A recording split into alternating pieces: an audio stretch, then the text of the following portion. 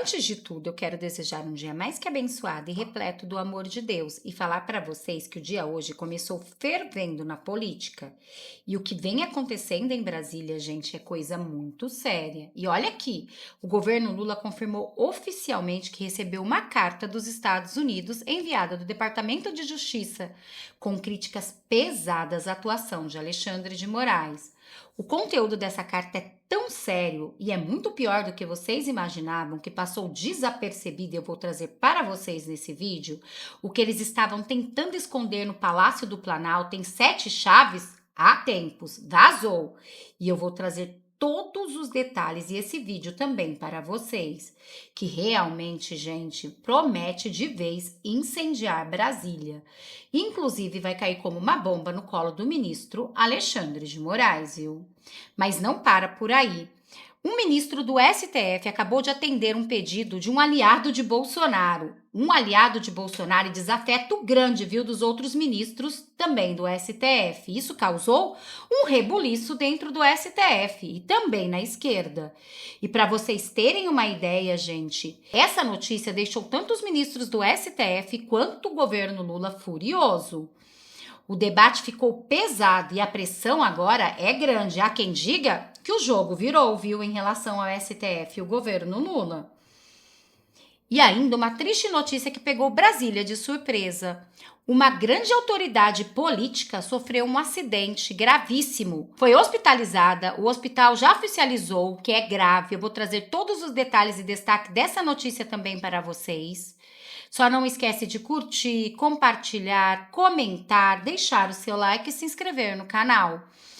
Porque eu não vou ficar dando muito spoiler, gente, para o vídeo não ficar muito longo. Mas o que eu posso garantir para vocês é que o vídeo de hoje está recheado de notícias. Eu confesso, viu, gente? Foi até difícil para conseguir separar para vocês, viu? Porque é escândalo atrás de escândalo. Ao começar por um que é de utilidade pública, gente, que envolve eu e você. Olhem o que está acontecendo por trás dos bastidores de Brasília, que vai explodir agora, viu? Hoje, dia 1º de janeiro, que nós ainda não sabíamos, mas vamos saber agora. Olhem isso, gente, prestem atenção nesse vídeo e vejam o que de fato está acontecendo de verdade no nosso Brasil. E ainda tem uma declaração fortíssima de um aliado de Bolsonaro sobre as sanções verdadeiras de Trump, o que está por trás dessa carta, e vocês vão ver que é muito pior do que a mídia está contando, viu? É coisa séria. Mas antes, olhem isso. O UOL, a agência UOL de Notícias, fez um levantamento em mais de 3.000 contra-cheques de conselheiros de tribunais de contas do Brasil. Só para vocês terem ideia, em Roraima, a média do contra-cheque de um conselheiro é superior, vejam só, é incrível, é de só para vocês saberem, o teto do funcionalismo público é o salário de um ministro do Supremo. Daí uns 42 mil, pois lá em Roraima é 164 mil a média. É o salário dos penduricários. Todos aqueles penduricários, né? Tem de tudo, como se eles vivessem numa zona de perigo, em fronte, sendo atacados por inimigos, sendo sujeitos a doenças, ambiente insalubre, hostil, né? É mais ou menos isso. Trabalho excessivo. De Lisboa, Alexandre Garcia. Olhem isso, gente. Agora vejam o que disse esse jornalista da CNN sobre o teor da carta. Mas ainda não é só isso, não. Aliado de Bolsonaro vai contar tudo, com riquezas de detalhes. E o que ele vai mostrar nesse vídeo é muito pior do que vai mostrar agora a CNN. Só assistam e logo depois vejam o que disse aliado de Bolsonaro.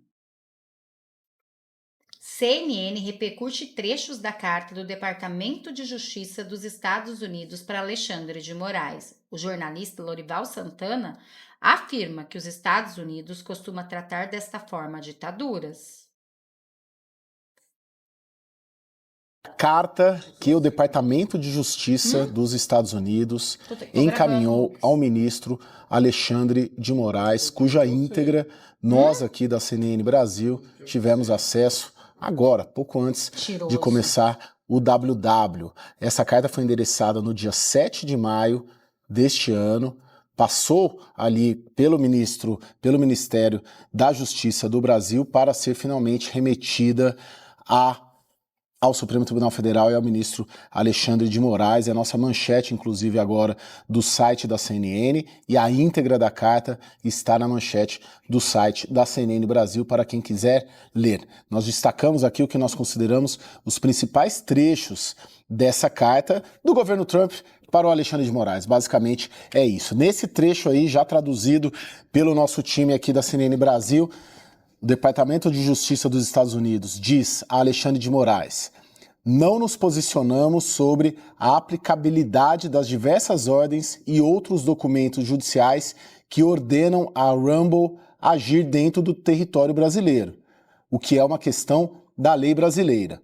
No entanto, na medida em que esses documentos ordenam ao Rumble a realizar ações específicas nos Estados Unidos, informamos respeitosamente que tais diretivas não são ordens judiciais executáveis nos Estados Unidos. Separamos também outro trecho da carta do governo Donald Trump para o ministro Alexandre de Moraes, que, de novo, nós tivemos acesso agora há pouco. Diz esse trecho: as ordens do Tribunal Brasileiro não são executáveis nos Estados Unidos, a menos que haja procedimentos bem-sucedidos de reconhecimento e execução nos Estados Unidos. Lorival, é normal isso? Isso, um governo, Departamento de Justiça dos Estados Unidos mandar enfim, a carta inteira, né? Ela tem vários, quase que uma aula ali, né, querendo falar: Alexandre de Moraes, você tem que agir assim, não da forma como você está agindo. Eu queria saber se na sua experiência toda é comum ver isso. Bom, em primeiro lugar, parabéns pela apuração. Você usou aí elegantemente o plural majestático, mas foi você que conseguiu a carta, que é importante para a gente entender em que lugar nós estamos nessa situação entre Estados Unidos e Brasil. Eu nunca vi isso, principalmente em se tratando assim, de dois países que são parceiros, né, que têm uma boa relação e que são duas democracias, né? Os Estados Unidos, eles costumam tratar dessa forma ditaduras contra as quais eles têm uma série de críticas públicas já e tal. Essa é uma reprimenda. Eles colocaram o advérbio respeitosamente, mas é uma reprimenda direta, né, assim, e isso eu acho bastante grave do ponto de vista diplomático. Mas antes de eu trazer este vídeo desse aliado de Bolsonaro diretamente dos Estados Unidos com informações privilegiadas da Casa Branca, eu vou trazer para vocês Eduardo Bolsonaro, que segundo ele... Gente, só prestem atenção para vocês entenderem o que está acontecendo lá na Casa Branca, que eles estão tão desesperados. A gente vem tendo reuniões periódicas dentro da Casa Branca e dentro do Congresso norte-americano. Não só americanos, né? Viktor Orbán, primeiro-ministro da Hungria, presidente Javier Milei, várias outras autoridades por aí. Então eu fico muito satisfeito de me sentir útil. E a prova maior disso é que agora, quando esse regime alexandrino, que eu chamo, acordou, eles estão fazendo de tudo para tentar me deter. Só que agora a gente vem tendo reuniões periódicas dentro da Casa Branca. Já é tarde demais. E tarde mesmo é o que vai explicar agora esse aliado de Bolsonaro. Olhem o que vai acontecer de fato com o ministro. Então, de até 20 anos para as pessoas que de forma intencional cometam ou tentem cometer ou conspirem para cometer ou auxiliem na comissão de um ato ilegal nos termos do IEPA. Seja pela lei Magnitsky ou para a IEPA. A IEPA, como eu disse, dá ao presidente dos Estados Unidos autoridade para, por exemplo, investigar, regulamentar ou proibir toda e qualquer transação em moeda estrangeira. Investigar, regulamentar ou proibir toda e qualquer transação em moeda estrangeira. Também proíbe o IEPA a transferência de crédito entre, por, através ou para qualquer instituição financeira que se envolva de alguma forma com o interesse nacional americano. Também autoriza o presidente a mexer com a importação e exportação de moeda. Então, nada de comprar ou vender dólar. Traz previsão de multa e prisão de até 20 anos para as pessoas que, de forma intencional, cometam ou tentem cometer, ou conspirem para cometer, ou auxiliem na comissão de um ato ilegal nos termos do IEPA. Vocês entendem a gravidade do que é isso? Ah, mas Paulo, o Alexandre vai utilizar um laranja. A lei dá 20 anos de prisão e multas milionárias para pessoas que cometam este tipo de infração. Ser laranja do Alexandre custará muito caro, não só do Alexandre, dos demais. Então eu expliquei que existe Lei Magnitsky e expliquei que existe IEPA. As duas peças de legislações levam a sanções financeiras do OFAC, o Office of Foreign Asset Control dos Estados Unidos, que é um escritório de controle de ativos no exterior do Departamento de Tesouro americano. Então entendam como IEPA e Lei Magnitsky como duas estradas que caminham e chegam no mesmo destino. Qual é esse destino? É o Office of Foreign Asset Control, é o OFAC. Duas estradas que chegam ao mesmo destino. Qual dos dois destinos nós vamos tomar, Paulo? O governo americano vai tomar qual desses dois destinos contra o Alexandre? Eu confesso a vocês que eu não sei. Lei Magnitsky é excelente.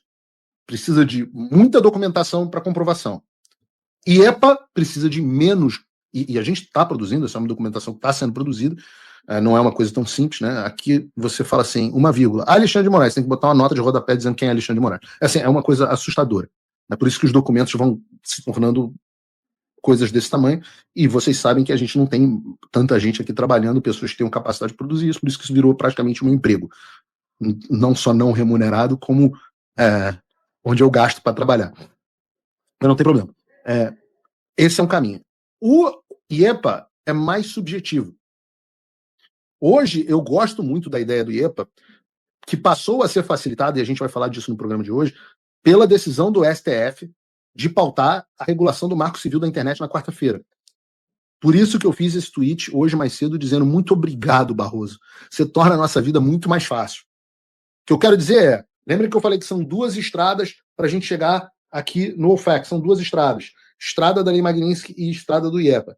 A estrada da Lei Magnitsky ela é mais tortuosa, ela é mais longa, dá mais trabalho de chegar lá. A estrada do IEPA é uma linha reta, mas eu preciso de algo que dê base para que o presidente entenda que é uma ação emergencial. É um atalho porque é uma ação emergencial.